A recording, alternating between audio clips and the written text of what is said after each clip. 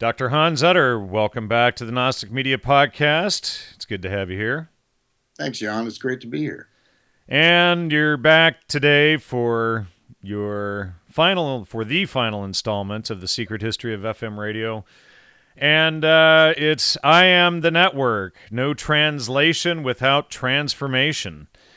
And what can the audience expect for this final installment of the Secret History of FM Radio?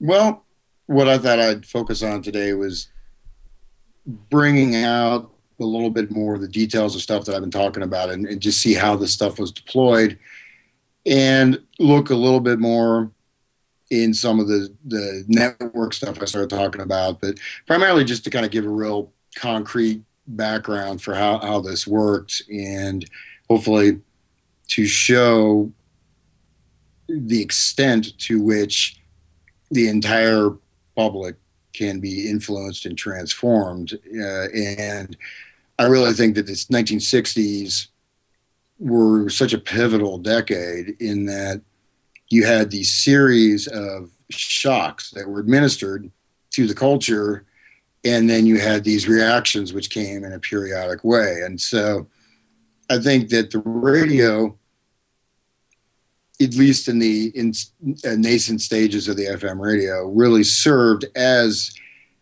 not only the primary organizing vector for the counterculture, but I think it also really served to attract many, many people into the use of drugs, into participation in the movement. And as we've talked about before, the shutdown of the movement, the changing of the drugs from LSD becoming very contaminated, people, and then going into heroin, hard drugs, and just really having the human wreckage, the wreckage of the sexual revolution, etc. So by the early 80s, people were ready for disco and cocaine and whatever. And so we're on the verge of another cocaine and heroin comeback, apparently, in the next 4 or 5 years, I suppose. I think it's already back. I mean, there's a lot of people now that even college grads, people that are out of college a few years, that are really getting into heroin, and it's kind of regaining its underground chic status. So I think heroin is really very becoming a major thing right now, for sure.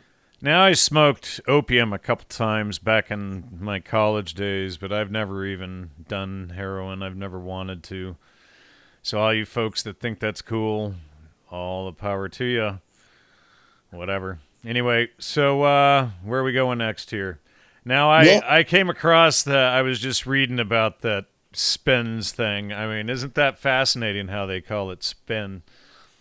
Yeah. Well, I wanted just to start out with that, just from the Aquarian conspiracy, and then a little bit look at the changing faces of man again. And then changing images of man, correct? Sorry, changing images of man, changing faces, whatever. It's the same. No, just kidding. But and yeah, so I wanted just kind of, we'll just check this out. Let me just go ahead and start out. I'm just read a little selection from that because I love reading. So this is from page 216. So networks, quote, have a powerful and refreshing impact on social policy. They represent a spontaneous social resistance to massive bureaucratic trends. Okay. Luther Gerlach and Virginia Hine, anthropologists who have studied social protest networks since the 1960s have christened the contemporary networks spins, segmented, polycentric, integrated networks. A spin gains its energy from coalitions, from the combining and recombining of talents, tools, strategies, numbers, contacts. It is like Gandhi's grouping of unities. Like a brain, the spin is capable of simultaneous connections at many points.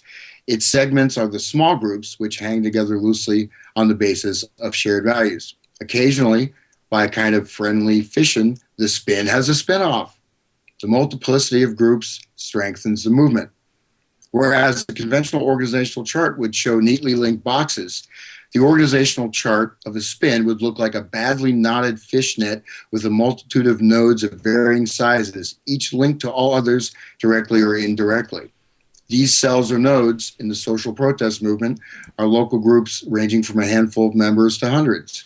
Many form for a single task and are here today, gone tomorrow. Each segment of a spin is self-sufficient. You can't destroy the network by destroying a single leader or some vital organ. The center, the heart of the network is everywhere. A bureaucracy is as weak as its weakest link. In a network, many persons can take over the functions of others. This characteristic is also like the brain's plasticity, with an overlap of functions so that new regions can take over for damaged cells. Bureaucracy is less than the sum of its parts. A network is many times greater than the sum of its parts.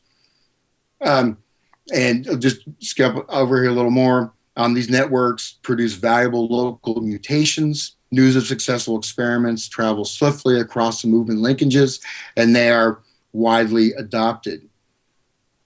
Most people don't see them or think they are conspiracies. Often networks take similar action without conferring with each other simply because they share so many assumptions. It might also be said that the shared assumptions are the collusion. The Aquarian conspiracy is, in effect, a spin of spins, a network of many networks aimed at social transformation. The Aquarian conspiracy is indeed loose, segmented, evolutionary, redundant. Its center is everywhere. Okay, so it goes on, but basically... I'm glad that you started this with that section there, because 2 nights ago I was sitting there reading that exact part, so and just totally amused at the spin of spins and this whole system of networks that they call even spins, you know. And it's not a conspiracy, it's just a bunch of networks. Well, you know, of course, this is based on H.G. Wells' book, right? With the open conspiracy or whatever. So, and this connects definitely with H.G. Wells' idea and ideas, you know, for this sort of rebirth of society.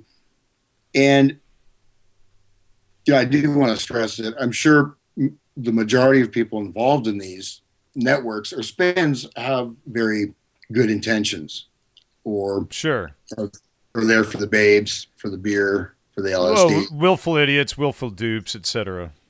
Yeah, we've all been one at one time or another for this or that. Yeah, but with the spin, this idea is how it's possible to bring in these agents of influence, right? So how you can have, you know, certain people, you know, like you're cutting out there. Repeat what you just said. Well, the spins show how it's possible for specific agents of influence to have kind of a effect, right? So this is how kind of have a what effect, dude? You gotta. I've been telling you for a year to call your internet company. What did you say again? You're gonna have to repeat that whole thing.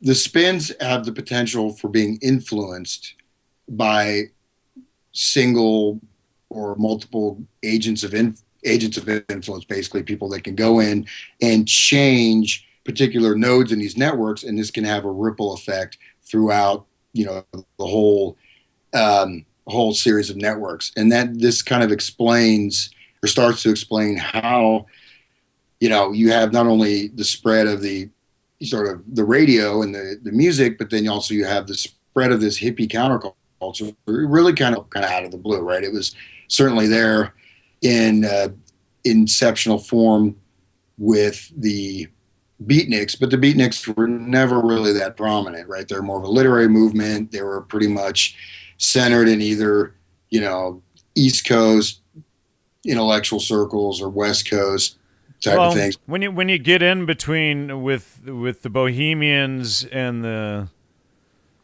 all of these Bohemian movements, that actually kind of appears to be a core thread that goes throughout all of this. The older Bohemians back in the 1800s in Europe, and then the new Bohemians, and they kind of become the beatniks, etc.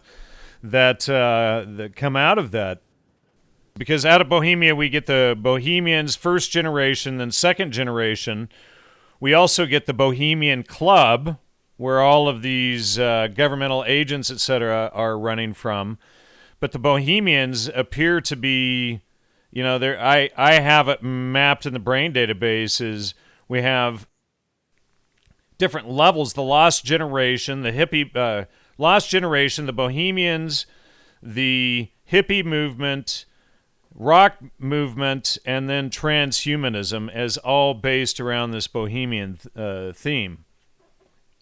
Well, one of the primary tenets in any kind of Bohemian arts movement, I mean, we have many, many different, communes springing up in America in the 19th century.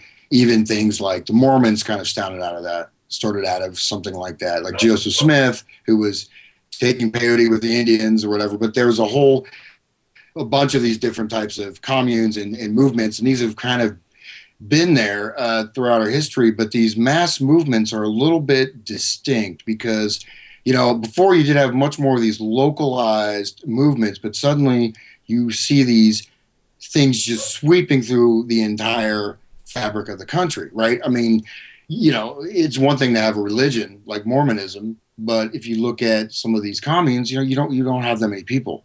You may have a couple offshoots, but you don't have millions of people around the world suddenly getting involved in them. So I think that's a distinction, but there's certainly a definite connection with that.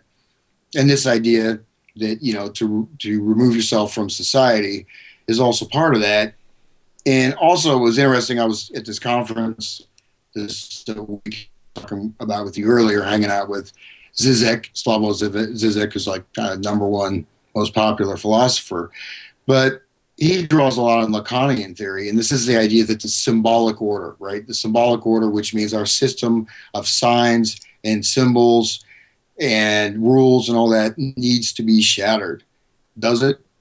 I mean, this idea of shattering the symbolic order. Well, that's how do you identify anything? So then essentially you come to a state of non-thinking. That's what they want us in, because that's the most easily controlled state. Mysticism is the tool of tyrants. So if you're not, language, the alphabet, all of that is symbols, right? And everything that we deal with, I mean, we're looking at symbols all the time of things. So if we don't have any recognition of that and stop any of that, we're shutting off the minds, which then we come into a state like Jiddu Krishnamurti and Aldous Huxley were selling, where you have the ultimate slave, essentially.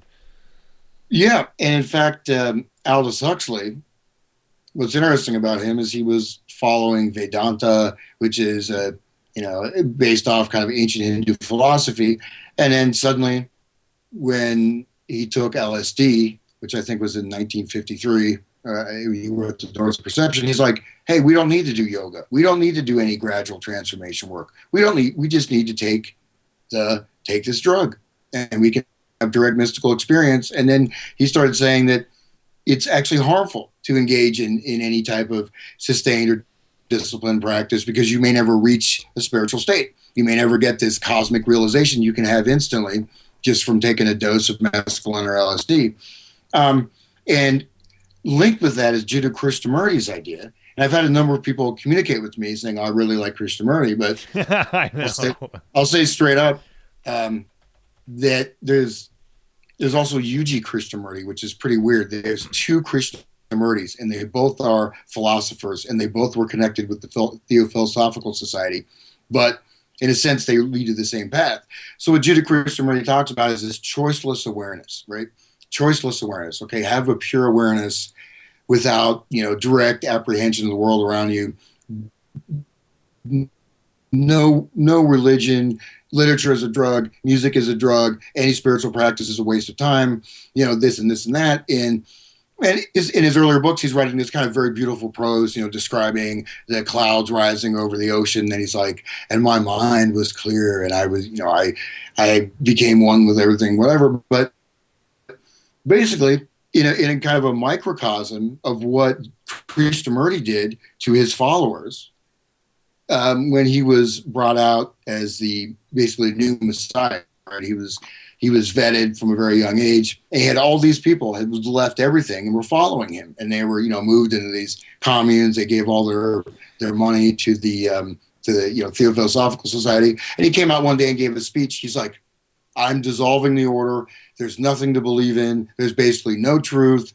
Your family structures are just binding you. You can't. There's no path. The path is whatever," and just dissolved the order and completely shattered everybody who had believed for, so, and that's kind of, in a microcosm what happened in the 60s. I have a really good quote here from Jiddu Krishnamurti where he says, "Knowledge seems so utterly nonsense to me." So having any knowledge of anything, of course, now people need to understand, now he wasn't just selling some Hindu philosophy. He was of the Hindu Brahma caste, the highest caste in India, selling a philosophy for the lower caste, which is what the Brahmins have done for thousands and thousands of years to keep the lower caste system under control. So if you're not asking questions, knowledge is who, what, where, and when.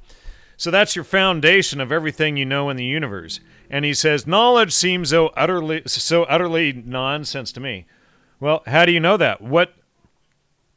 How would you even know that knowledge is nonsense without knowledge? Well, it creates a paradoxical situation, but Krishnamurti was hanging out with Joseph Campbell and Aldous Huxley and David Bohm, and he heavily influenced Brian Geisen. He's influenced by Annie Besant and all of your, the perennial tradition, which was also created by Aldous Huxley, etc. So this is one big circle jerk of these social engineers working with the CIA and MK Ultra. Yeah. Well, I just correct you a little bit that Jiddu Krishnamurti, his philosophy actually was not Hindu at all. He, when he dissolved the order, right, he gave up his mantle as the world savior. He didn't even talk. He criticized all religions. So it really wasn't Hindu at all. It was just this system of sort of leading you into this, what it leads you into is just a cyclical type of thinking. Choiceless awareness. Any knowledge is bad. Any belief is bad. Anything I do, music is bad. I'll be honest, like I used to be It is a state of do-nothingness, essentially. And no action, no thinking, just a blob, which is what MK Ultra was creating. Well, yeah, but at the same time, you have this effort to get this choiceless awareness, direct awareness, and you create this, you basically separate yourself and create this sort of mental split right within the mind. And his evil twin, who's very interesting, is this guy named Yuji Krishnamurti. And Yuji Krishnamurti was a lecturer for the Theosophical Society. Then he had this Kundalini awakening, and I guess he was like a homeless guy for a while, and then he became enlightened. But what he says, his books are like, thought is your enemy, mind is a myth. You have to destroy every thought, every belief. Your mind is your worst enemy. Any thought is like a poison. He said just the body itself. But why didn't he destroy that belief that thoughts were bad? Well, he's using thought to convey that. That's the thing. Right. So, but why didn't he kill that? I mean, these people don't even understand their paradox in their own statements and their beliefs, because to have that belief, shouldn't you go in then by your own belief and then destroy that belief? Yeah, well, this might have just gone over some people's heads, but I mean, it's like if it's your belief that all thought and thinking is bad, and you have to destroy all thought and belief and all that, shouldn't you destroy all that thought and belief as well? Yeah, well, supposedly after you destroy all that, then your body itself awakens, and then you float into space, and you become Jesus or. No, or he said, Krishnamurti. no, he said, enlightenment is boring. You don't want what I have. You don't want it. You don't need it. You're too You caught. don't want what I have. So then he's like taking authority that he's so much grander than everybody else. So then it's reverse psychology to get them to want to come and do what he was doing, apparently, by doing nothing and destroying all thought. Yeah, well, then there's this other thing they talk about, how he had all these different marks on his body and had these, kundalini, which is awakening of the chakras and all this stuff. So there's, yeah, and in fact, so he had some serpents in his body. There was supposedly some kind of like serpent looking things coming out different, when he had, but the whole thing is that, I know people who got into, because you go through this stuff and you start, and this is also an example of people go through the whole guru thing, right? A lot of his followers were coming from like Rajneesh or these other gurus. And just so people know, this is all very much connected with what we're going to hit later. But basically, so all these people had been sort of traumatized, right, by believing in some guru, and then either guru slept with their wife or whatever, or something like that. There's all kinds of scandals with a lot of these gurus, and then they found this guy, the anti-guru, the non-guru, who's telling you the gurus are all false. I'm not a guru. Don't follow me. Don't listen to me. But thought is your enemy. Mind is a myth. Da da da. But he does have a few other things to say. He talks about thought being external. He said thought is not actually in your mind, but thought is like this external field of almost being broadcast into your head, which is maybe a little scary if you think about it. But anyways, so these figures, right? And even well, if this guy at the conference listens to this, hey, no, nothing personal, but this guy is walking around with a copy of Aldous Huxley's books, and I love Aldous Huxley. He's the greatest. He changed my life, and he said I carry these books everywhere I go, and he loved Aldous Huxley so much, and it's kind of like, dude, I mean, the idea, like in Huxley's last book, Island, he goes from, sort of a more spiritual approach and then sort of the dystopian Brave New World to this island where everyone takes these drugs and is happy, and they have the spiritual states by taking the drugs, and everyone lives in harmony by, having these periodic being dosed all the time on psychedelics. So it's actually a utopia, not a dystopia. And so that's what he evolved to in his last book. And of course he died, he was injected with a large dose of LSD. So he died tripping. I mean, well, that's the official story that Sidney Cohen had told Laura Huxley to inject him with LSD, but apparently there was a whole bunch of other drugs there too. And Laura Huxley probably should have been arrested for murder, but when you get in and you look at the facts of that story and the letter that comes in from Julian Huxley and all right at that time, it's a pretty scandalous affair, and it's timed right with JFK's assassination. Of course, JFK was Huxley's nemesis and all of this stuff. So, you got to take that whole story with a grain of salt. I mean, if it's true, Laura Huxley should have been arrested, for murder. Yeah, but the thing is, some of these myths, they're valuable in that why is that even being propagated? You can kind of analyze right as the thing. But speaking of Huxley, of course, in his connection with Gerald Heard and Osmond, the guy who changed the name to psychedelics. Originally, his study, he was talking about how they produce schizophrenia-like symptoms, and then he changed the name. Humphrey Osmond, right? Yeah. And then he said, oh, even though originally they do mimic schizophrenia, they actually produce enlightenment, or they produce these wonderful states. Right. So he changed the name, even though... And then 10 years later, I did a whole article on this, and then 10 years later, we see the guys who created the new words still using the old words that they, Yeah, old habits die hard. But Gerald Heard was friends with Claire Booth Luce, Henry Luce, right? So we see the main, one of the main players in the vast social engineering project, who I'm going to bring up here just a bit later, just to show how this stuff works. In a situation that's not quite as complex as a whole FM radio. But let me just... you know what? Before you move on, before we go any further, Hans, just hold that thought. But I wanted to read a paragraph or two here from my article, Spies in Academic Clothing, because it covers what we were just discussing, Laura Huxley. And it says, Cohen, regarding Sidney Cohen, was also consulted when Laura Huxley injected Aldous with a lethal dose of LSD and other drugs. the same day of John F. Kennedy's assassination, a topic that deserves a full investigation on its own. However, I'll say briefly that a careful analysis of Laura's specious claims regarding the matter in her letter to Julian and Juliet Huxley of December 8th, 1963, which everyone should read here, suggests that Aldous was actually murdered by her, and or the entire story is a fabrication to further market LSD for MKUltra, right up to the end.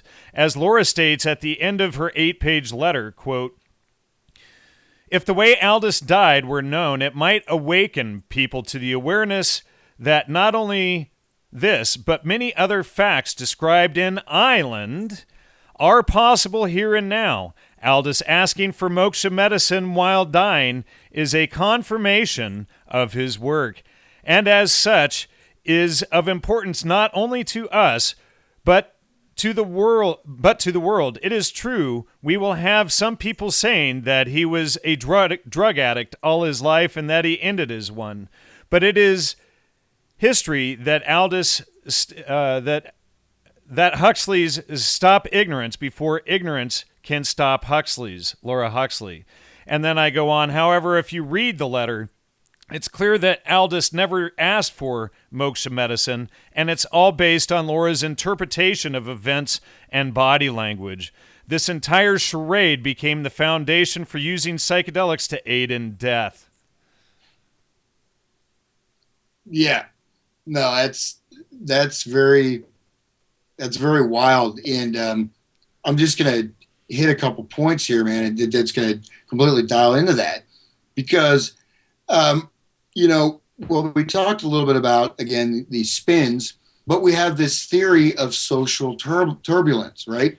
Based on Kurt Lewin. I got it, man. Kurt Lewin, William Sargent. No. He's like, his ghost is hanging over me. Well, just we made a joke about electroshock last time, so I was just giving you something. Yeah. Speaking of electroshock, one of my friends, they've been giving him electroshock. I said, he's like, he's getting ECT now. I'm like, excuse me for swearing on the show, but like, what the fuck, dude? You're getting ECT? He's like, yeah, I can't play guitar anymore now, but I'm much more calm. I'm like, this is in 2016, ECT is having a comeback, electroconvulsive therapy. It's like, that's another one of those, therapies where the cure is worse than the disease. Right. But anyways, so social turbulence theory, developed at Tavistock. We got Fred Emery and Trist, and they had a book called A Choice of Futures, which really looks at how these spins, and this is certainly embedded to a certain extent in the Aquarian conspiracy and to much greater in the changing images. But basically there's basically a way of, just as you give someone ECD, you give the whole society a series of universal cathartic shocks. So you have certain events that ripple to the entire society. JFK, 9/11, Michael Jackson dying, maybe not Michael Jackson, but these are cathartic shocks, and it is what creates what he described as a form of managed psychosis. Okay. And around this time too, I'm going to play a little bit of a lecture on the poetry of madness, where they're talking about insanity. Schizophrenia is actually healthy, right? This insanity is actually... Especially for the controllers, because if you're in a state of insanity, you can be manipulated in the direction that they want. Exactly. And so what happens is, during the position of shock, the adoption of psychotic values, or values that would have seemed psychotic or completely outside the realm of society, becomes normative, becomes normal. This shock induces a transformation, and these other values can be induced or introduced to the society. And I think an example, again, you look at the hippies. I mean, not only did that create a massive split, right, between the youth, between the idea of the parental authority, between the idea of any kind of American culture, but it also created a split between those that were hippies, those that were not.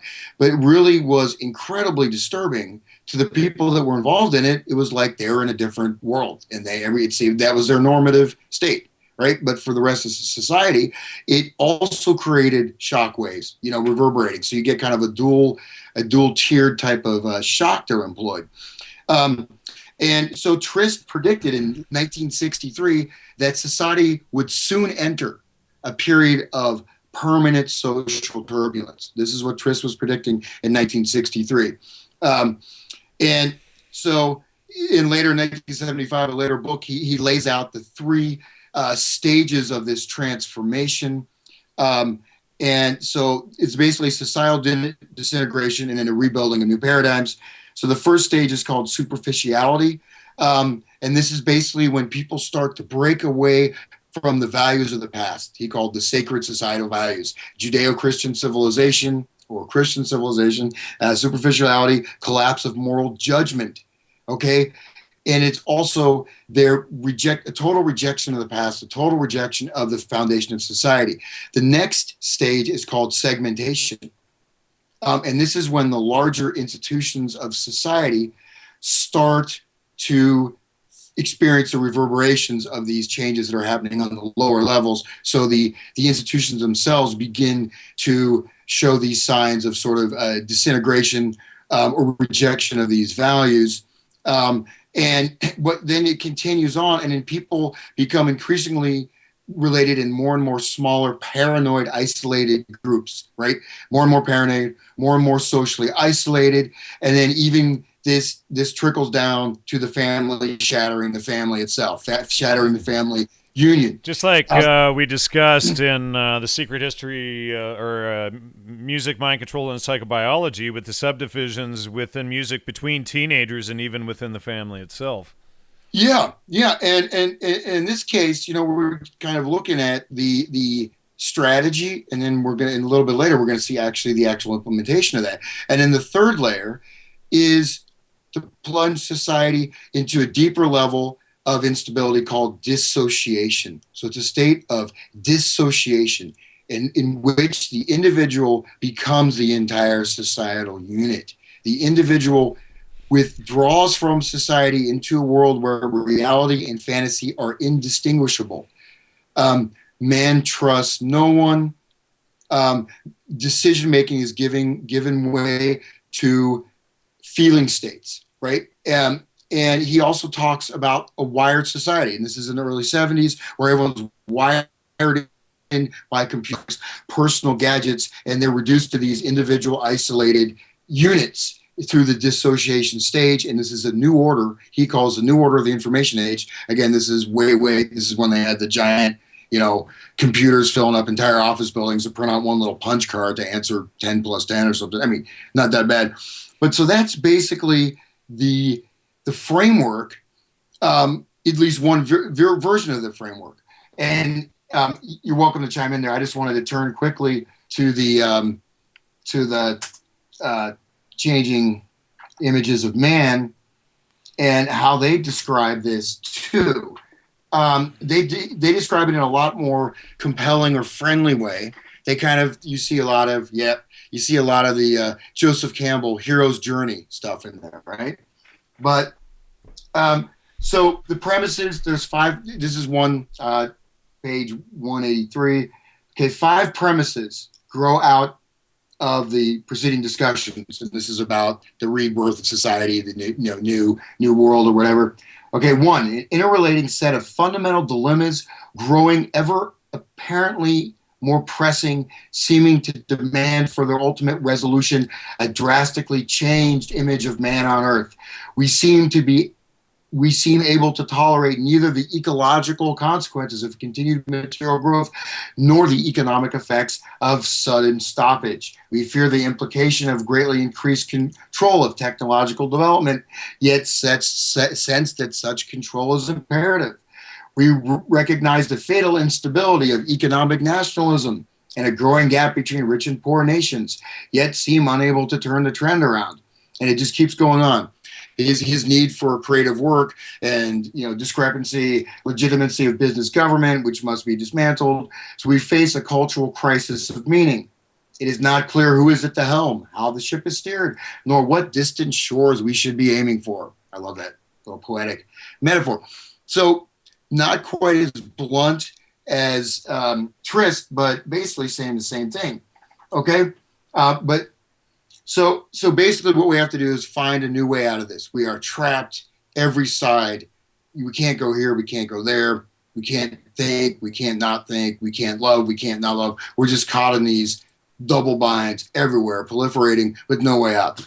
And the solution is, okay, number two, there are increasingly evident signs of the imminent emergence of a new image of man.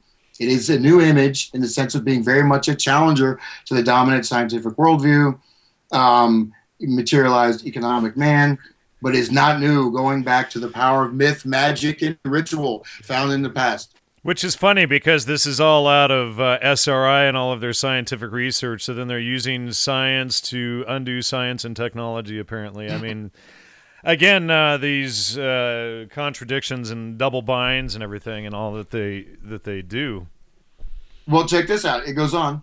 Okay, chapter 6 describes some characteristic images of man, which is at once compatible with the re-emergent perennial philosophy and is well adapted for dealing with humankind's contemporary dilemmas. Of special interest to the Western world is that Freemasonry tradition played a significant role in the birth of the United States, as attested to by the Great Seal, right? So talking about perennial philosophy, Freemasonry, transcendental image, everyone on the lodge, so alluding to Freemasonry. Number three, there's a serious mismatch between modern industrial state cultures and institutions and the emerging new images of man. Okay, this mismatch, produces, et cetera, all the problems. Four, there is and will continue to be deep psychological resistance to both the new image and its implications. No aspect of a person's total belief and value system is so unyielding to change as his basic sense of identity, his self-image. It is a well-known phenomenon in psychotherapy that the client will resist and evade the very knowledge he needs most to resolve his problems. Similar problem probably exists in society, and there's suggestive evidence, both in anthropology and in history, that a society tends to hide from itself knowledge which is deeply threatening to the status quo, etc. Okay, so we have resistance and structures, and then finally, number 5, degree to which the needed characteristics described in chapter 5 are realized may well determine the degree to which the highly undesirable future outcomes, economic collapse, a garrison police state, can be avoided. Okay, so these premises are based on, again, some of it sounds pretty cool. Hey, let's connect mythological self. Let's get rid of the technology. Let's go back. Let's go back and make our plowshares out of hammer iron. And just live like the Society for Creative. Live like serfs, and on a field for the Lord, for whomever we produce for, And regarding his thing about all of these different movements and whatnot, and to break away from that control. This is from Stephen Hager, the former chief editor of High Times magazine. He says, "But that's the way spooks play their games. If it's going to be a social movement against whatever you're doing, it's best if you secretly create and orchestrate that movement against yourself right away, so that never does any unintended damage to your personal fortunes." Yep, exactly. And so, and what I thought I'd do, I wanted to play this audio clip here, and we can let it run maybe just for a couple minutes. And this is, I found this to be pretty interesting because I think this basically typifies what we're talking about, but then you can kind of hear it in their own words, so to speak. And so just give me a second here, but this is just a number of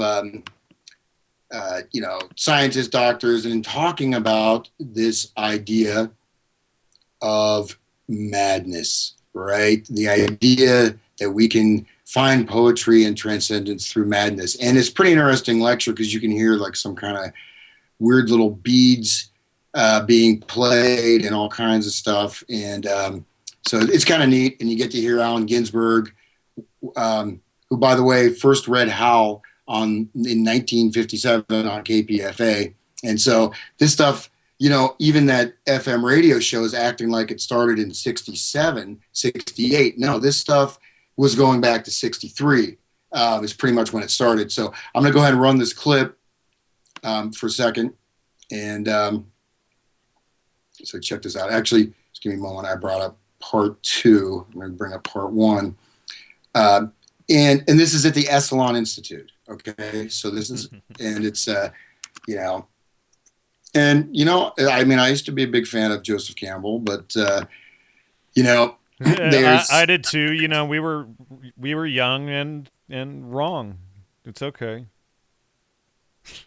He was good friends with Jerry Garcia. I'm sure you know that. He was also good friends with Aleister Crowley, and that you saw that stuff. I think I put it in the last episode that we had discovered that Joseph Campbell lived in Woodstock and lived at the Maverick with all of that stuff going on in Woodstock and helped develop all of this stuff right at the core. Yeah. Well, as I've alluded to in the past, it's very important, whether you believe in not quote unquote supernatural, numerology, occult stuff. The fact is that there are certain segments of the elites that do deploy specific locations. Just an example, the whole transgender thing is really connected with this as above, so below, the reversal of values. It's actually an occult thing. This is very much an occult thing and actually goes back to this goddess who was worshipped with human sacrifice actually in Syria. And so this goddess is having a sort of a resurgence, but basically some of the stuff it's a bit weird in that, it's hard just to take a rational explanation like why this stuff is being deployed. So, whether it just has a psychological effect or something else, but certainly some of these techniques are being utilized, and some of it I'm sure is BS, but some of it may not be, especially when it comes to the music and stuff. But let me go ahead and roll this clip here. We'll just listen to for a couple minutes. So here we go. Tonight is the 7th in the series of programs sponsored by Esalen Institute on the value of psychotic experience. Tonight's presentation is entitled The Poetry of Madness. The people up here are, on my right, Dr. John Perry, San Francisco psychiatrist, Dr. Claudio Naranjo, a Chilean psychiatrist. My name is Julian Silverman. I'm a research psychologist. This is Allen Ginsberg, need more be said. Alan Watts, need more be said. We are going to explore tonight the poetic aspects of what we tried to do last night in the name of science, but which were limited by the necessity of being very analytic and rational and sometimes oversensible.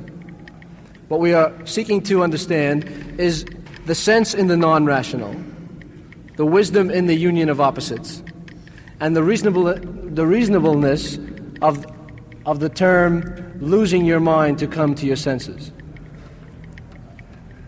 John, would you please? I think it wouldn't be right to start the evening's discussion without reference to the man who first went into this question some thousands of years ago, Plato, who was the first of our great psychologists. He had a good deal to say about madness and the absolute necessity of madness in creative thinking and in the enlarging of awareness. He said, in proportion as prophecy is higher and more perfect than divination, both in name and reality, in the same proportion is madness superior to the sane mind, for the one is only of human but the other of divine origin. Again, where woes have bred in a race owing to some ancient wrath, their madness, lifting up her voice and flying to prayers and rites, has come to the rescue of those in need. He who has part in this gift and is truly possessed and duly out of his mind is by the use of purifications and mysteries made whole and delivered from evil, future as well as present. Sir, can your discourse be heard? Can it be heard? If you pull the microphone closer, perhaps. Closer. Is that a little bit better? Oh, I'm sorry. Well, it was Plato talking.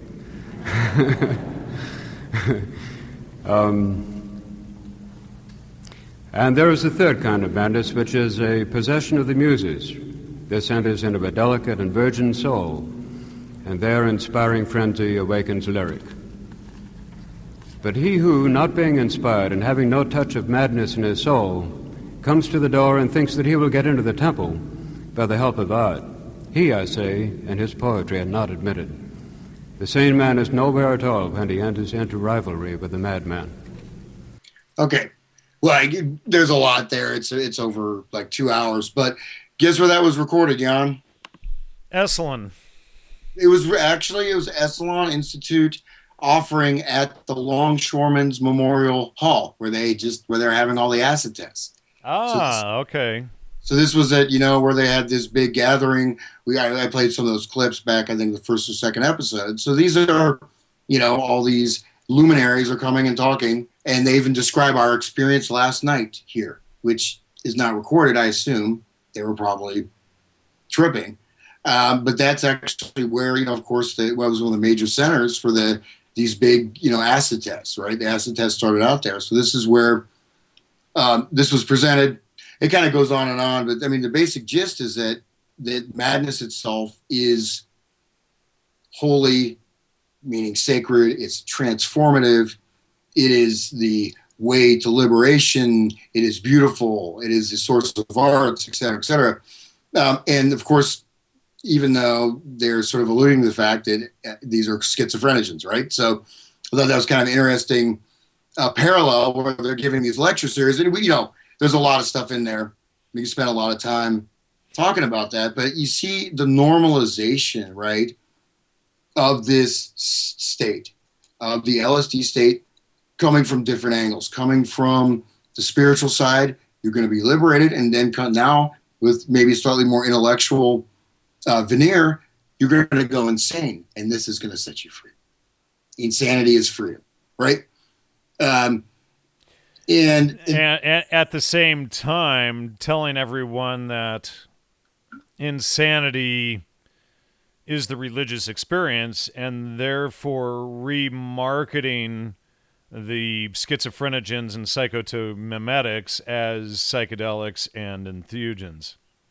Exactly, and so you kind of get both sides covered. You get the ecstasy side, and you get the negative side. Right. I mean, like for example, the Beatles were first given LSD by their dentist, and they tripped and they went to some club and they had an absolutely horrible time. They had a bad trip. Their dentist dosed them. Supposedly, I don't know who the dentist was, and the first time they didn't like it, and then of course they just kept going into it more and more and more. It was the DDS of LSD. Yeah, maybe it's Dr. Robert.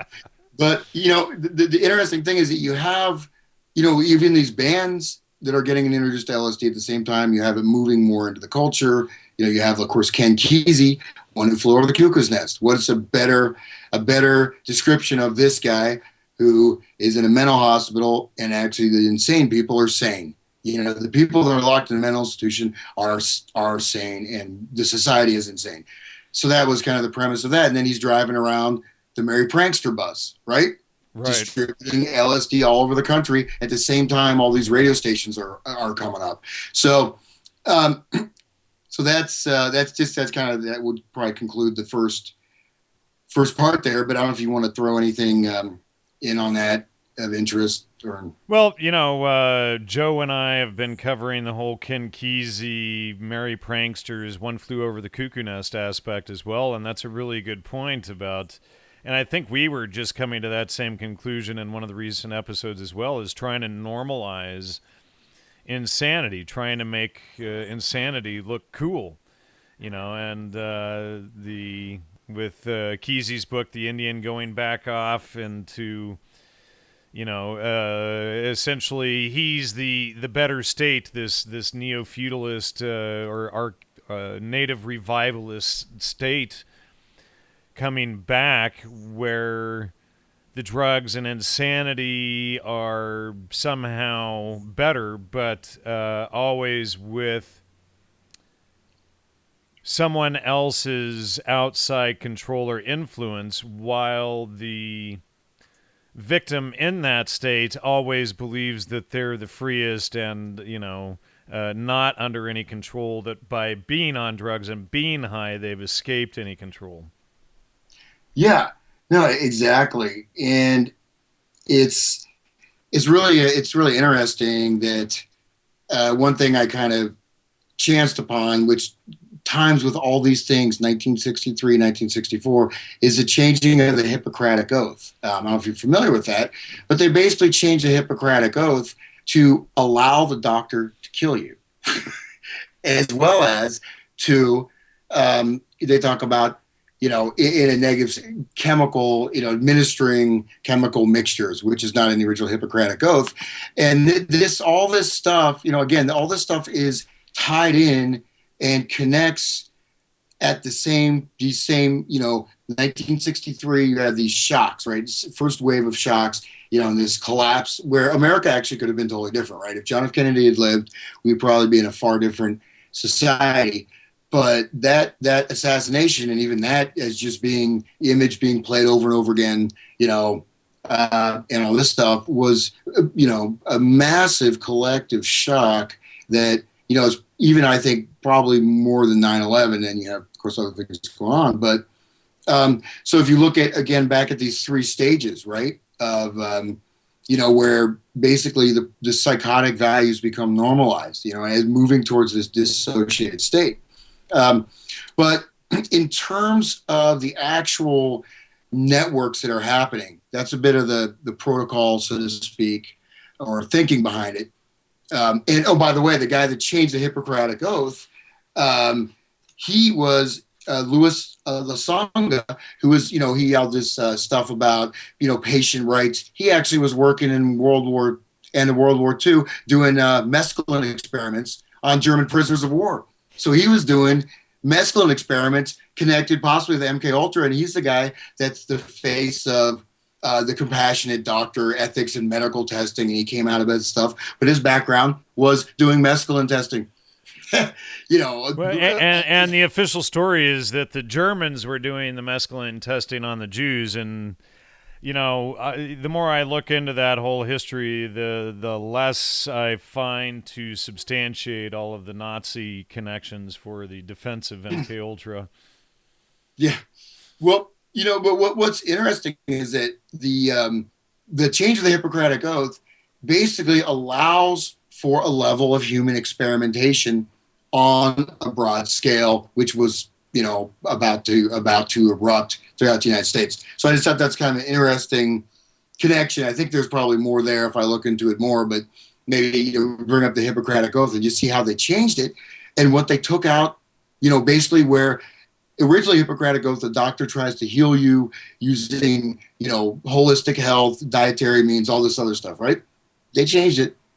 And basically, so it's a little bit, it's not, I guess you can't call them hypocrites because the oath, you read between the lines or just right in the surface, it's pretty wild how this kind of corresponds with all those other things. But so in terms of how the sort of development of underground radio, how this helped to create or formulate a counterculture. Well, there was already a set of networks in place, right? These were at universities, you have coffee shops, you have in different cities, there were all kinds of participants, and this was in the folk music circles. And in fact, the folk music was something where, in a sense, it was called a co-option, but this was where the Popular Front, which was this was approved by the 7th Congress of the Communist International in 1935, And there's a quote from a scholar, Howard Husak. He says, quote, "The Popular Front tasked communists in the West with building progressive coalitions with various institutions, including political parties and labor unions, that the party had previously denounced as bourgeoisie and corrupt. Following this new strategy, the American Communist Party suddenly asserted that it wanted to build upon, not destroy American institutions. The Popular Front sought to enlist Western artists and intellectuals, some of them not party members, but fellow travelers, to use art, literature, and music to insinuate the Marxist worldview into the broader culture. And specifically, the aim was to take the music of the rural, poor South, which they eventually termed it as folk music, right? It wasn't called folk music. This was the music people played in the South, and they liked it, and that was part of their culture. But they tried to transform that music to use it as a vehicle to introduce Marxist cultural vernacular into the culture. And even Alan Lomax's cantometric system was also part of this. And this was, it was a little bit hard to find, but I found some books on this, that specify how all the debates they had, how to create the proletarian music, how to take the forms of the Western songs, but make them link so they capture the interest, but they're changing, say, for example, the largely Christian music of the South, changing into that music about, say, like Joe, the guy was Joe Hill, the legendary worker who was like martyred, etc. So the whole folk music movement with Bob Dylan was a part of was directly connected with communist cells. And so Bob Dylan himself, when he was traveling around, he went to it was University of Madison. They had this. He stayed with his friends in the Communist Party and the communist cells, right? So they had these networks were set up all over the country, right? They had specific people in different places. They had activists again going to the rural South. They had activists going here and there, and they had musicians who either by being part of the scene or deliberately were conveying the values through the through the folk music, which again was changed and transformed, but also placed in a context of being a way to liberate the deluded poor, primarily poor white Southerners, but everyone else in the country. So that was kind of the subterranean text of the whole folk music movement. But again, it wasn't just guys crashing in someone's place in a coffee shop, they're playing guitar. No, I mean, they're staying with members of the Communist Party, and they're deliberately seeing how to transform music and use this as a tool of social transformation, or you could say called social engineering, cultural engineering, etc. So I think this becomes kind of the foundational point a little bit for when we start to move in just a couple of years later with the underground radio stations. We see that this serves as sort of the nexus for sort of the distribution of LSD, but also the transformation of the folk music scene into the psychedelic music scene, right? So Bob Dylan started going electric, and you have all these folk bands starting to go electric and becoming psychedelic, right? So the psychedelic music really grew primarily out of the streams of folk music, right? It was mostly the folkies, like Jerry Garcia was playing bluegrass, et cetera, et cetera. And I can go into that in more detail, but basically the folk music scene was the starting off point, again, which especially San Francisco, et cetera, grew into the psychedelic music, and and these directly again linked with Communist Party and their official documents right there, even though of course they got shut down a bit by the House Committee for Un-American Activities, but that I think sort of shows that also even the Bob Dylan going electric, I think if I look into that more, I bet I could find more reasons for that, because again, he was directly linked with part of the Communist Party, part of, he was staying with these people, he was being introduced, he was getting a lot of propulsion in his career by these particular people. So you wonder, going electric kind of marked the beginning of all, again, the folk music going into this psychedelic rock. And this kind of sprung up in different centers or regions across the state. So you have in Austin, Texas, you have San Francisco, you have the Charlatans, you have Detroit, et cetera. So you have these different regions, New York City, of course, where this music started sort of bubbling up. So I don't even want to throw anything in on there about that, or No, not particularly. I'm not falling asleep there, right? I'm just kidding. No, not at all. Okay, but and I have a map I'm working on. I actually got all these maps of the different radio stations and where they showed up, and these big maps, from the library. Of course, I had to take pictures of them. So I may provide some kind of a image or a slide from that. So, anyways, from here, right, we now move into the birth, so to speak, of the FM radio. Again, which we've talked about quite a bit, but I want to just go in a little bit more detail regarding sort of how this worked, right? And as I did more research, I did find out that this actually was much, even though, again, it's sort of, we're supposed to think that freeform radio just popped up in 1967 with Tom Donahue. The fact was that you already have Crab, K-R-A-B, the Crab Nebula. And it was also known by, I think one of the guys called it, what did he call it? The DJ there. It's kind of a funny Kilo Mother Pot X-ray. That's a different radio station. Kilo Mother Pot X-ray. But basically, the Crab station was like really one of the first underground radio stations. This guy had, his name was Milam, and he had some money. He had enough money. He had a couple $100,000 floating around.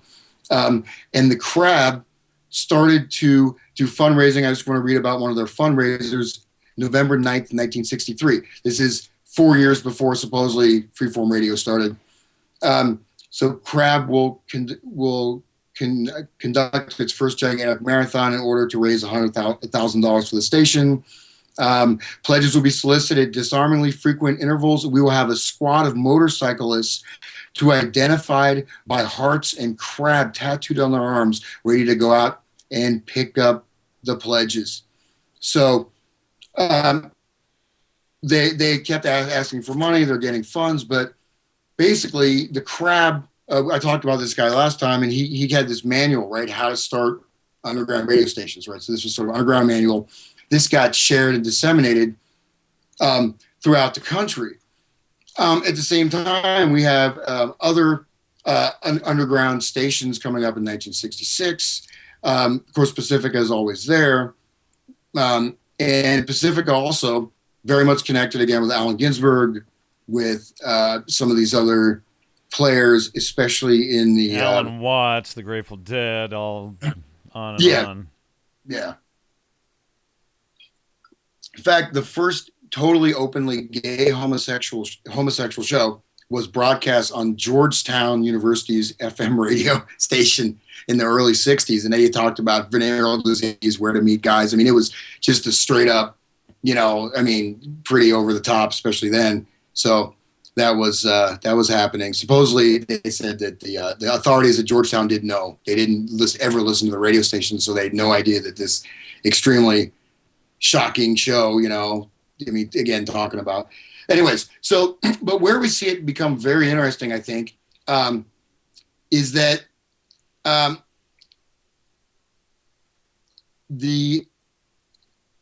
so we have people like Jay Kyle, and he had Q clearance, which is actually the Pentagon's highest access credential, and he was the judge assigned for the FCC case for this first underground radio station. So it's kind of weird they bring in such a big gun. But anyways, when we go back to the other station, KPFK, which is the other Pacifica station in New York City, and this is really KPFK is in Los Angeles. WBAI is in New York. WBAI, yeah. Sorry, yeah. And so basically that station, you have the, Bob Fass, who I've talked about a little bit, but Bob Fass was somebody that not only was he running this radio, unnameable Good Morning Cabal, talking a lot about, and one thing to state that goes through these books, these people were pushing drug use nonstop. on these stations. They were constantly talking about drugs. Yeah, and even it says sometimes they would even act there like they were high if they weren't, but there was a constant drumming until 1971 it finally was banned. It was so pervasive and pernicious that they had to ban, the FCC finally banned the drug, pushing the drugs on the air. Go ahead. I have a number of shows from the She Who Remembers archives. In fact, I finally just had the trash man this morning drive off with a couple of boxes left over that I just would never get to convert to MP3 this morning. But anyway, in there are several psychedelic radio episodes that they did on KPFK where it was just them in a room full of people pretending or being on LSD on the air. Yeah. And I remember Jeannie was telling me that she wasn't high, but I remember her telling me decades ago about these recordings, and I wonder if these were all staged looking back, just to promote the whole drug theme and just say whatever absurd, stupid stuff comes up on the KPFK Los Angeles airwaves. Yeah. Yeah, and it's interesting that, the reason that the whole, I just want to make sure I have the right station here. Yeah, I'm sorry, I wrote down the wrong call numbers, but WBII, this guy, supposedly this philanthropist, Louis Schweitzer, Russian-born industrialist, he bought the station, the WBII station, for $34,000, and he bought it because he said he wanted to hear more classical music, and then he gave that to Pacifica. He just gave it away, and so it was, I guess, nice of him. But he just gave them that station. Otherwise, they probably couldn't have afforded it. But from that station, we have Bob Fass coming out, and Bob Fass was a major figure in the counterculture of the left, a major figure in giving early artists like Bob Dylan access to bohemian circles, to politically active people, left-wing experimental people, etc. People like Abby Hoffman, Jerry Rubin, Ed Sanders, Paul Krasner, radical hippies, and Bob Fass with them formed the Yippies. So he was actually the founder of the Yippies, one of the founders of the Yippies, and this is the freeform radio sort of legend. And so we see this FM station under Bob Fass's hand being utilized. They used it as their central communication system. They directly said, we use this radio station as our central communication system when we're doing activism to, raise, to do all kinds of weird media pranks. I mentioned some of them, like, where he had the fly-in, he got thousands of people to go show up at the airport. He had the clean-in where he got thousands of hippies to go out and start scrubbing the streets of New York. And actually then the city decided to start cleaning up the streets too. But he was able to mobilize thousands and thousands of people via the radio station. So it's not just playing music, it's mobilizing these networks of activists, right? And as I mentioned with this idea of these networks, you can have one agent, right? You may have these spins, you may have a couple group of friends here, and here, but with that agent, that centralizing agent can bring all these people together. Absolutely. And then, if you look at it in the form of one of Buckminster Fuller's domes, and each node kind of has 3 connecting points, then you can see how they can utilize and spread this stuff across. But I think Buckminster Fuller is key to understanding how they created and implemented these networks. Yeah. Well, and this, they noted these unnameable family, right? And so this whole idea of like media pranksters, and they did stuff, and Rubin and Hoffman, all these guys, they would mobilize all the hippies to go out and do these, freak out people, show up at Grand Central Station with a bunch of hippies, hey, like Allen Ginsberg. If you ever seen this, it's pretty hilarious, where he was on William F. Buckley's show, and Allen Ginsberg shows up. Have you ever seen that? I just watched it last week, I think. That's hilarious. Man. He's like playing his cheesy harmonium, and just just such an annoying. The thing is, he's a pedophile, man. I mean, you just got to keep that in mind. And also, Jack Kerouac described how he was dosed, right? He was dosed by him, and he said his mind was never right again after that. He said, something happened to me that night. He was given some mescaline by Allen Ginsberg. He said, I never recovered. My mind has been messed up since that one trip. So you wonder about that too. But anyways, so the Yippies, they're one of the most iconic events of the 1960s with the Chicago riots, and Radio Unnameable and Bob Fast was a major, in fact, they would claim to be the major implementers of that entire series of riots, what was going on. They were coordinating people on the air. Here's a quote, quote, the whole Chicago Democratic Convention was organized on BAI. You just sat there and listened to it. We all should have gone to Chicago and been tried as conspirators instead of just the Chicago 7, because we're all in on it. Everybody made phone calls. Everybody made suggestions. The whole thing was planned on Bob's show. So we have Altamont, the Sweep-ins, Woodstock. So all these things are covered. These riots, they're talking about people dying. There's actually provoking the riot. People listen to the radio, during the riot, it's actually the main thing. So the Chicago 8, actually Bobby Seale, who was a Black Panther, which I'll talk about them in a second. Bobby Seale was actually tried, and many have said that the whole Chicago 7 trial was just a farce. And if you look at some of these financial documents, which alluded to, is that they actually were getting funding, right? They're getting funding in, a couple $100,000.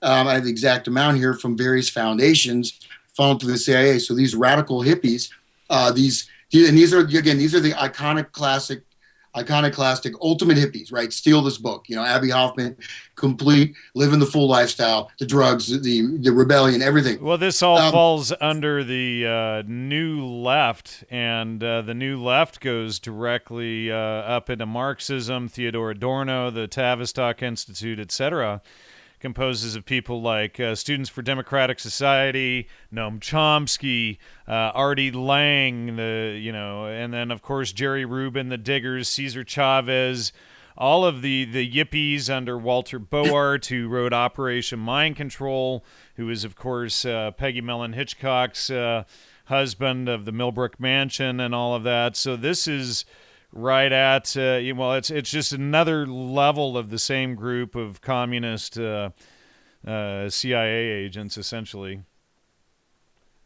Yeah, well, and actually, you look at Wavy Gravy, also got his first exposure with Bob Fast, and Wavy Gravy, that guy has got all kinds of. You want to say a little something about him, because he's definitely an interesting. Well, he's of course he was one of the merry pranksters tied to the Grateful Dead, the Church of the Subgenius, which of course is Discordianism under Bob Dobbs, who I also talk about in the Spies in Academic Clothing article. So he's one of these Discordian types. He's Camp Winter Rainbow Digital BN. He runs the Hog Farm at the Woodstock Music Festival, where, in the Hog Farm, if you get it, it's a joke on the Gentiles. But the Hog Farm is apparently where they took care of the people on the bad trips at the original Woodstock Music Festival. So that ties there to Wavy Gravy. He's also tied to Richard Alpert or Ram Dass, also to Stephen Hager, whose quote we just read a little bit ago. Hager, of course, was the chief editor of High Times. Ram Dass worked with Leary and the rest of the MK Ultra crew out of the Harvard Social Relations Department. He's also tied to Lenny Bruce. We've got him connected to Bob Fast there, who you just spoke about. And again, WBAI, Allen Ginsberg, Tim Leary. It's the same group of people. It's the same stuff. Yeah. Well, anyway, so this we have these guys. Again, the Chicago 7. Of course, Bobby Seale ended up getting down the drain, and they actually had two trials. The first trial was secret, where they passed this anti-riot act, and then the second trial was the big, the movie about where they're all being so radical and revolutionary. But they were getting financial backing, and even a lot of their press was coming through these underground papers. And there's something known as the Kinney Corp, which bought about 60% of the Underground Papers, which is there's some CIA members on the board. So, I mean, Underground Papers obviously is not important now. Well, But who ran what? Speaking of all of this, I just mentioned all of the Mellon Hitchcock family and Walter Boert. Walter Boert ran the what was it? The East Village Other, where they promoted all of these things and the Pentagon protests and all of this stuff. So I'll bet you that Walter Boert and the East Village Other were behind the promotion of the Chicago riots and the Chicago 7. yeah, and you have Chicago 7, their organization, they had a company, a front company. Well, as their corporation called the National Mobilization to End the War in Vietnam. They were getting $192,000 in federal money, $85,000 from the Carnegie Foundation. They got another $313,000 from the Federal Office of Economic Opportunity, through the Institute of Policy Studies, through the think tanks, ACLU, the J.M. Kaplan Fund, New World Fund, Aaron E. Norman Fund, and there's actually IRS documents. And the Kaplan, and these guys are connected directly with the CIA. Senator Saltonstall, who's on the Kaplan Foundation, is also connected with the CIA. Richard Baldwin Foundation. Also, Tom Hayden is, was basically a deep cover agent going through that whole thing. And actually, even Abby Hoffman was meeting up. I think if I remember correctly, maybe he met with Claire Booth Luce or someone like that. Well, I've got him quoted in, now I'm forgetting which article. It's in one of my articles in the series. It could be the first one on Wasson, or maybe Manufacturing the Deadhead. But Abby Hoffman was meeting up with Claire Booth Luce at the Republican National Convention of all places. And in fact, I'll pull that quote up here while you're talking, and I'll read it, but it's a worthy quote there. But check this out. They had command centers. Their command centers, again, with Bob Fast, and mobilizing thousands and thousands of people to get their asses kicked. Chicago's old Colony Building, 408 South Plymouth Court, 1 block from the Federal Building. They also had... Let me just read this quote really quickly. This is from Abby Hoffman. And this is from the Manufacturing the Deadhead article that Joe Atwill and I wrote. He says, "I've always maintained that Henry Luce did more to popularize acid than Timothy Leary. Years later, I met Claire Booth Luce at the Republican Convention in Miami. She did not disagree with this opinion. America's version of the Dragon Lady caressed my arm, fluttered her eyes, and cooed. We wouldn't want anyone doing too much of a good thing," quote unquote. And so there's so many things going on here, but here's this media mogul's wife, the head of Time Life magazine's wife, Claire Booth Luce, caressing Abby Hoffman's arm, who was doing all of these, social programming movements in Chicago and elsewhere. I mean, this is... Folks, you got to wake up, man. I mean, these cultural heroes, Timothy Leary, Terrence McKenna... Wavy Gravy, Jerry Garcia, the Doors, you name it. I mean, folks, wake up. Richard Alpert, Ramdas, all of them. This is the intelligence community. These are the agents, folks. Get over the idea that the CIA are a bunch of dummies going around in black suits, and, we're just dumb, we don't get anything. No, you're the dummy, you're the dupe. They're the ones wearing the tie-dyes and leading all of these movements. What the hell is a movement? Is it a bowel movement? Truth doesn't come in a movement. Truth is about checking and verifying facts on a case-by-case, point-by-point basis. There's no movement about it. It's not going into the bathroom and having a bowel movement, folks. It's not a group think. A truth happens on a case-by-case, point-by-point basis by checking things out. And if you're caught into some movement, whether it's the stupid 60s movements or the Wall Street movements of today, or the New Age movement, all of this stuff, veganism, vegetarianism, feminism, all of these movements. This is what the Central Intelligence, the Central Entertainment Agency does. So please, folks, pull your heads out of your butts if you don't get it yet. Yeah.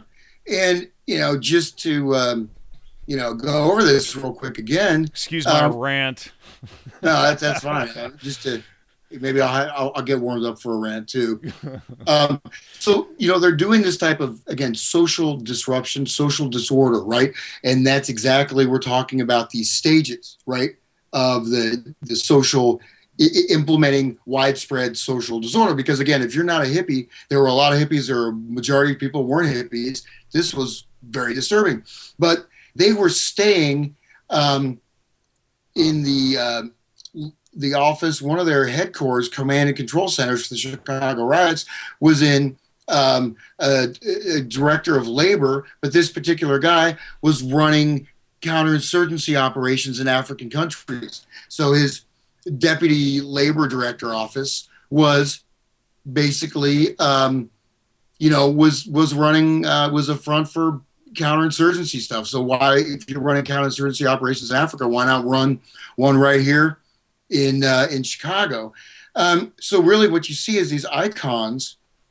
The major news media now begins to collude with the radio to create the image of these radical icons. They're getting stoned in front of the judge and dancing around, and this is they just rolled this stuff out a couple of years ago. They did everything on the Chicago 7 thing. And then we find also that, there's some planned jurors. Some of the jurors were working with the CIA. We see, again, all this money. We see they're staying in these different foundation places. And basically, they were, and certainly some of these judges, the judge was basically, got called out for, taking some kind of a bribe. So he basically was shut down. And so this whole thing, and this is just one example, not only being directed, but everyone is getting, there's an idea of, there is locational identity, and then there is associational identity, right? So people have this identity to this association. Like, okay, I'm a Catholic. I'm a downhill skier. Maybe that's not a very good association, but these, so people create these, Sonny Bono. Sonny Bono. Yeah. So, but anyways, if you're wondering, Bob Fast and these are guys promoting the psychedelic culture. These are the guys running the underground newspapers. These are the guys that are the most iconic, even more so than the musicians, in that they're actually on the streets, and they're helping to organize all this stuff. So we're looking at the Longshoremen's Ball. We suddenly see this network, and, I might, at one point go into more detail, but the yippies being invented on the radio by Fast, Well, wait a second, but let's go back, because who is the first yippie? You don't know. All right, well, let's bring this back full circle, because it's been about 2 or 3 minutes. Walter Boart, Operation Mind Control, was the first yippie. Walter Boart, the East Village Other. Walter Boart, Peggy Mellon Hitchcock's brother. Walter Boart, brother-in-law to Billy Mellon Hitchcock of the Millbrook Mansion, was the first yippie.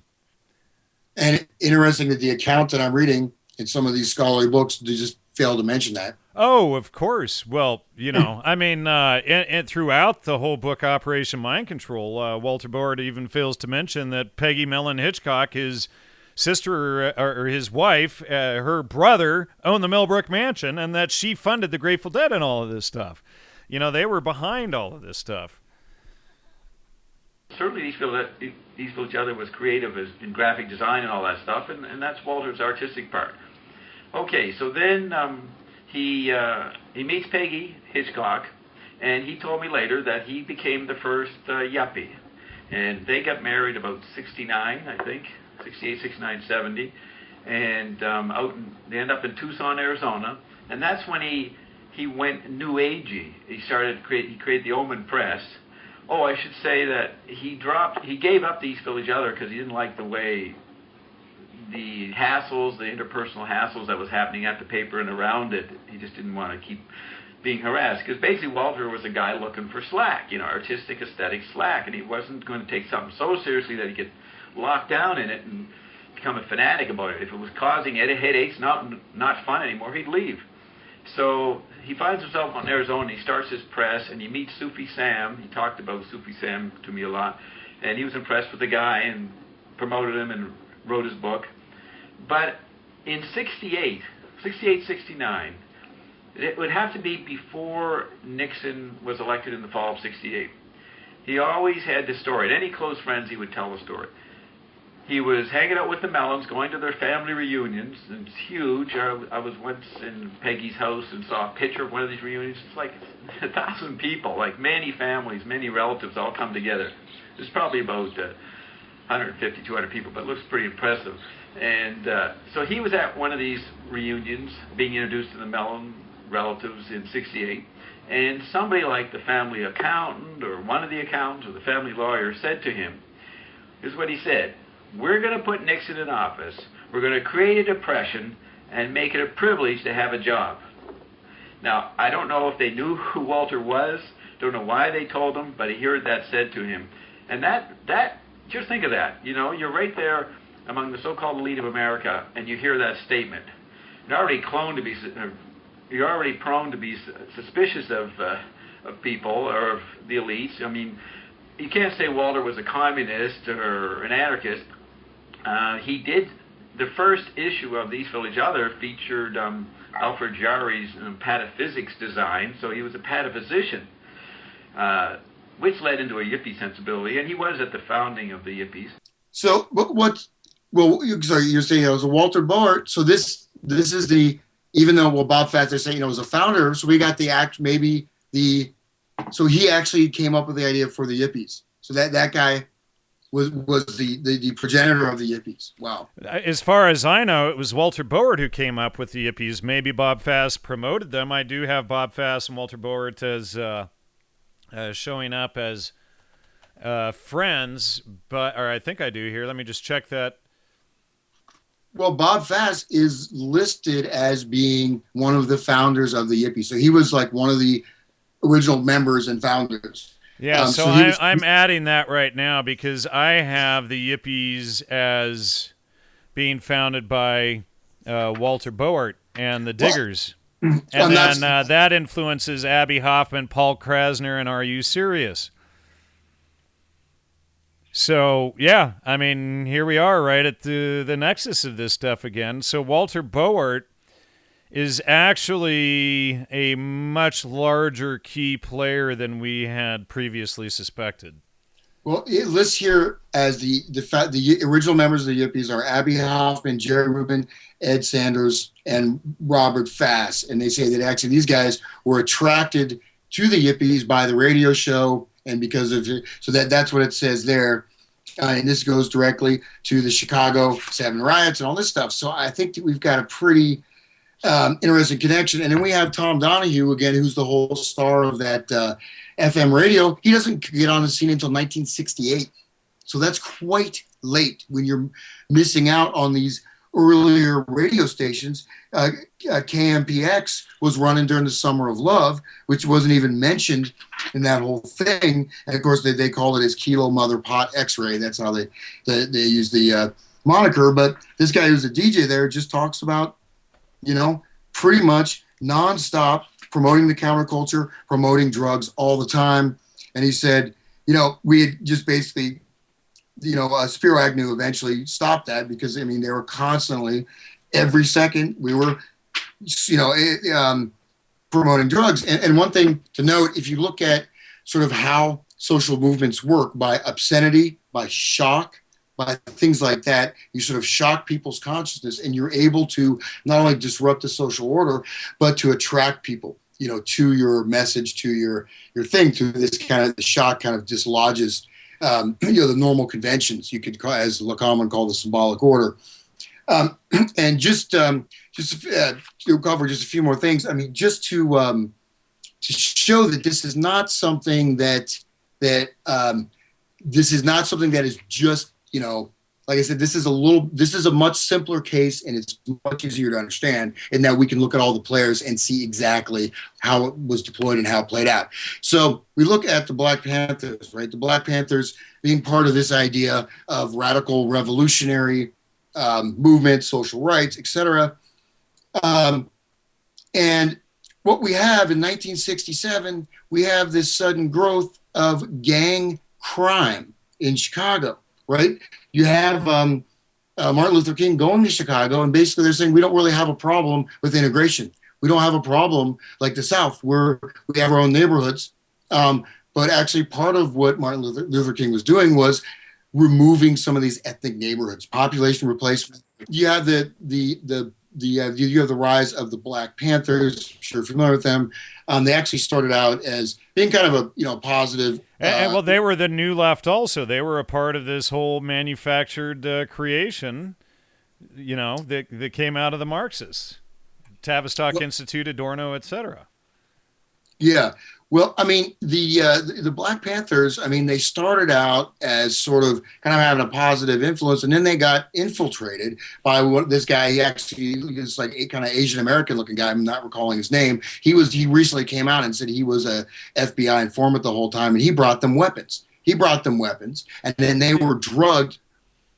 And basically they were assassinated in Chicago. Most of the leaders were murdered when they were drugged with barbiturates. But anyways, one of the big players is a guy named Gordon Parks. And Gordon Parks he worked with Henry Luce at Time or Life magazine.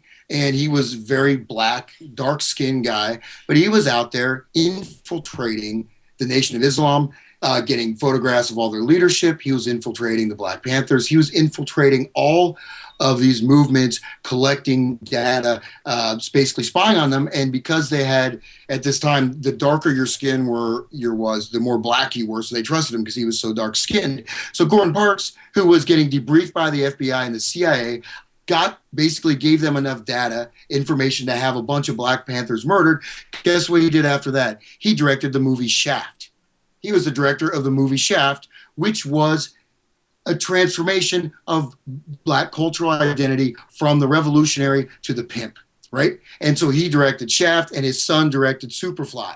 And this, at the same time, Sergeant Shriver, the head of the Office of Economic Opportunity in Chicago, gave the Black Stone Rangers, a Chicago gang, almost $900,000, basically allowing them to engage in gang-related activity. So you see direct funding of a gang, and primarily what the gang was doing was removing Catholics and other people from ethnic neighborhoods from the south side of Chicago.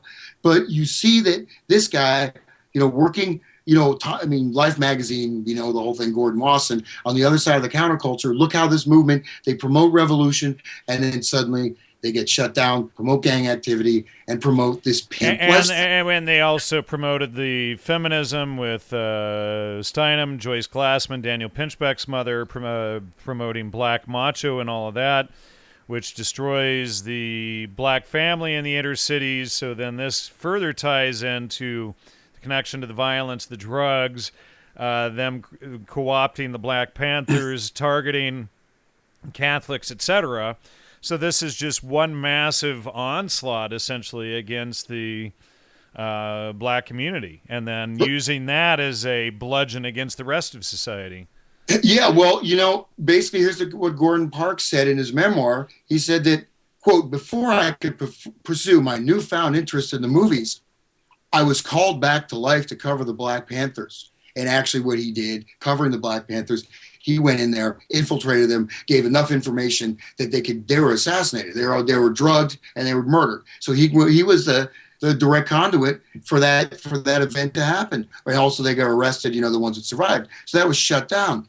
So at the same time, you've got all this gang activity. You suddenly have, these leaders, activist leaders being murdered, fleeing the country, just being wiped out, jailed. So you have these black communities with under gang activity, their icons have been shattered, whatever, Martin Luther King or MLK has been murdered, you know what I mean? So you have this whole tumult going on, and then suddenly you roll out with Shaft. And anyone's seen Shaft, he's a bad mother. Woo? and it's a black exploitation film about this guy basically. It becomes the pimp. The icon of black culture is the pimp, the drug dealer, the guy that sleeps with lots of women, the guy that's selling cocaine, the guy that's, basically his rebellion is wearing his hat and going out and getting money from his girls and, having 4 or 5 women with him and doing a bunch of coke and shooting some people up. That is the new icon. The pimp is the icon, and it's continued to be the icon pretty much till this day. You look at hips, it's been rolled out in different forms. This is the first thing you can say. The gang culture, gangster rap is a much more hip-hop, even, all of that stuff. It's still a continuation of that same theme, essentially. Yeah. Of the pimp theme.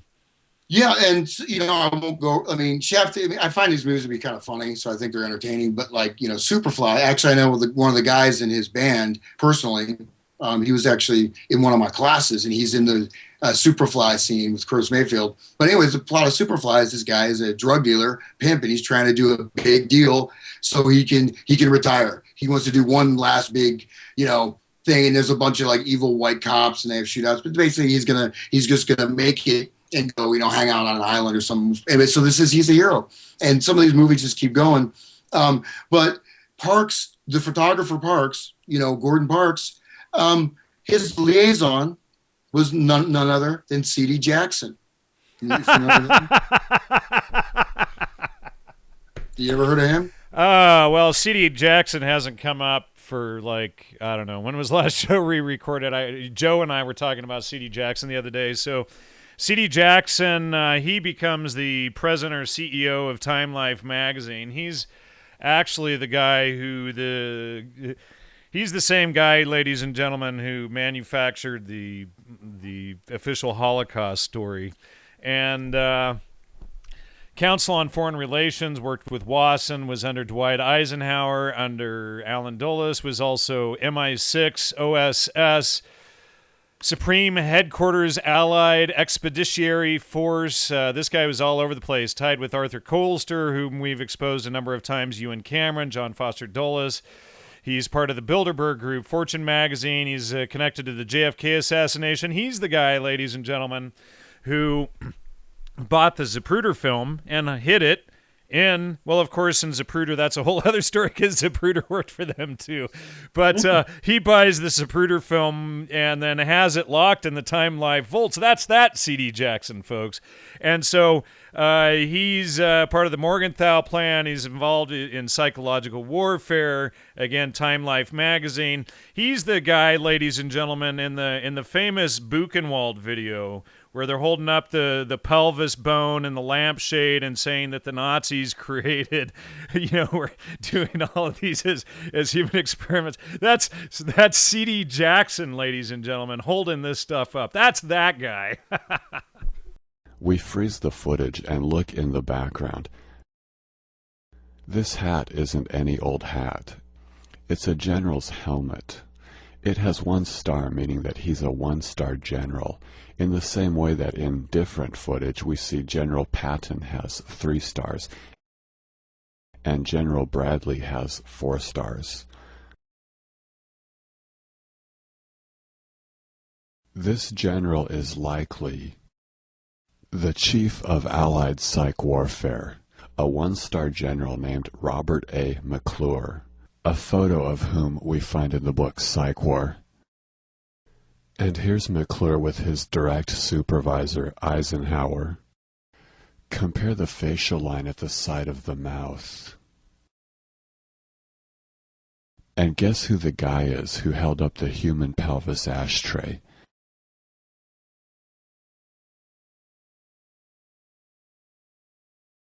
C.D. Jackson, his deputy. Yeah, and now look also at what happened to the counterculture, and I'll just do a little mirroring of that with another person who's also linked with the Black Panthers. So, you have actually a very mature anti-war movement in the early 60s, guys in suits and ties that are serious, that are not, that have a real point about the anti-war stuff. And then suddenly you had these bearded freaks, because the point was to stop the war. And these guys were not trying to destroy the foundations of Western culture and, free love and whatever. They're out there, and this was completely shut down. So the anti-war movement was completely taken over. But let's look at another important film called Easy Rider, directed by Bert Schneider.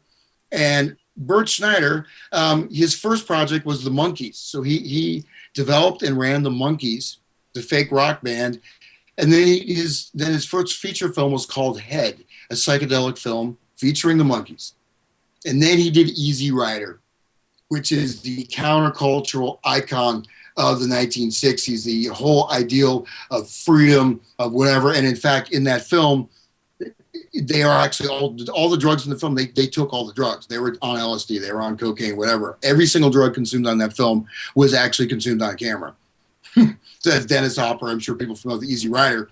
So Easy Rider is another film which kind of parallels Shaft, right? You look at Shaft, you look at Easy Rider.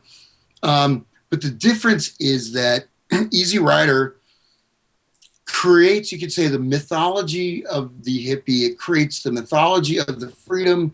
It shows this basically narrative, their journey across the country, again, to sell drugs. They drive across country on motorcycles, and they have to deal with all the straight people, right?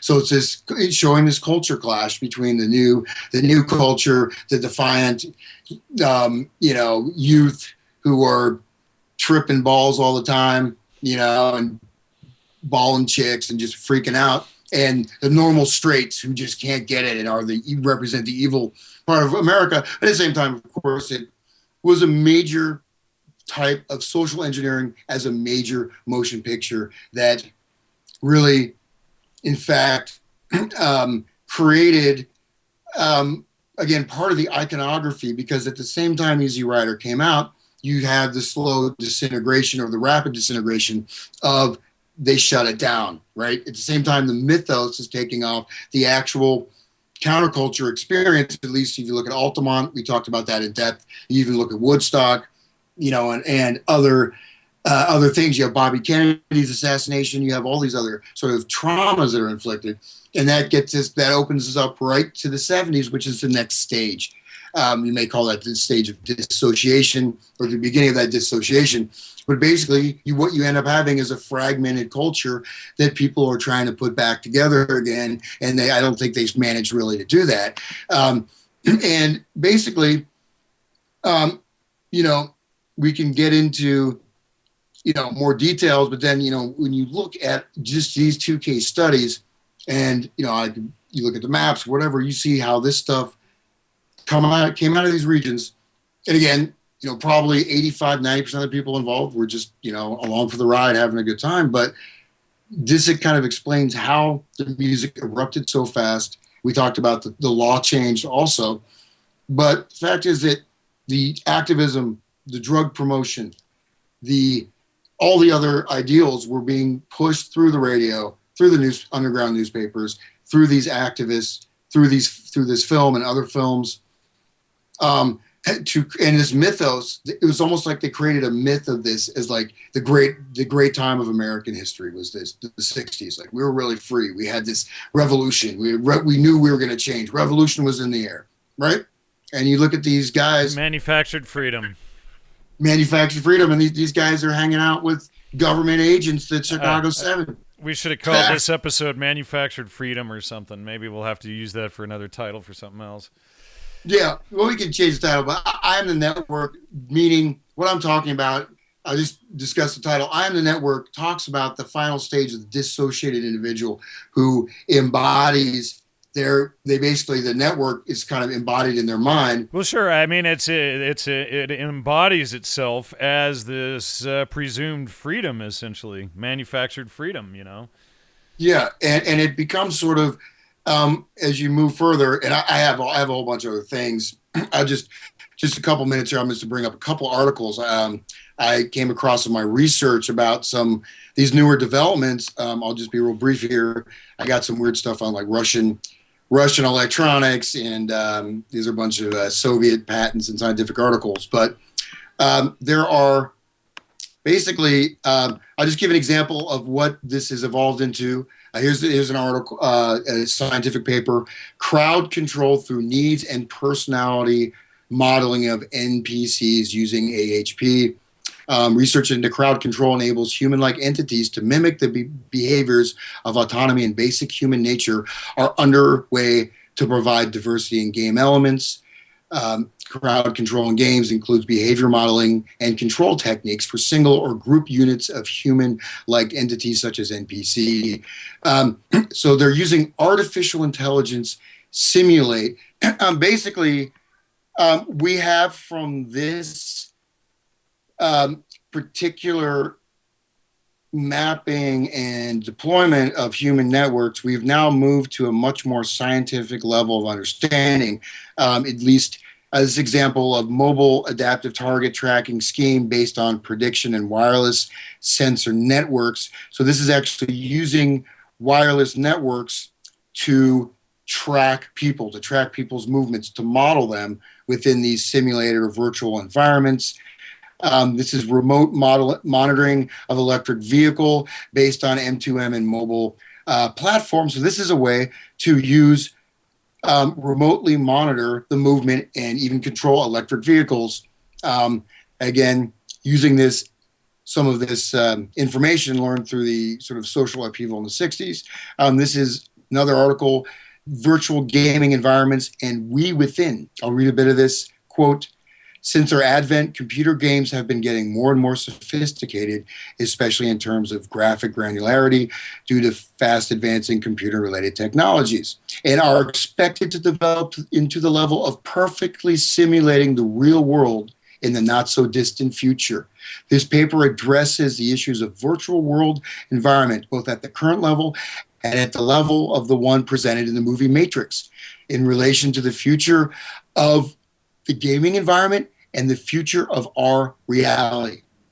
In doing so, the current status of computer games as virtual worlds and some views of what they evolve into are given. So we'll then discuss what shape virtual worlds ultimately will take. And we also contemplate what kind of impact these virtual worlds will have on our real life.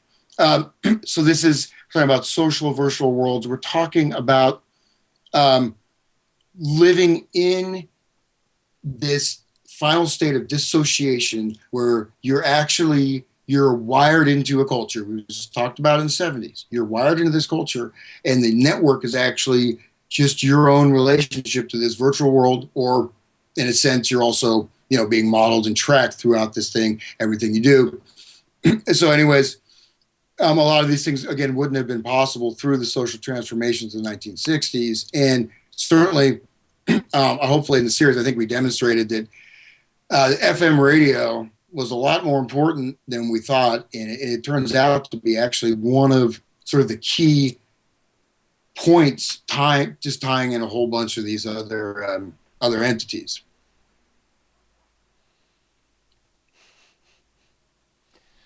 Say network of networks et al.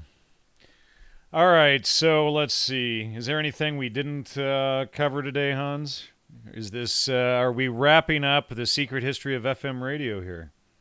Yeah, I think at this point that I'm gonna start getting into so many little minute details. I'm probably gonna write something up here because get a big picture. But I think this is probably our last show, unless someone just start getting inundated with phone calls, wreath, flowers, chocolates, then maybe. But 24-year-old bottles of scotch begging us to do more.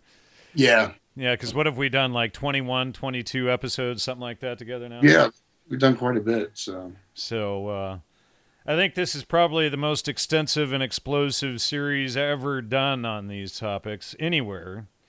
And so huge thanks for being a part of this. Huge thanks for the Music, Mind Control, Psychobiology series, for helping me with the Princeton Radio Project and the War of the Worlds. Secret History of FM Radio. Tons of stuff there, ladies and gentlemen. This is a 2-year college, university course just on these topics for you to understand and edify yourself. So let's see. Anything you'd like to add here, Hans?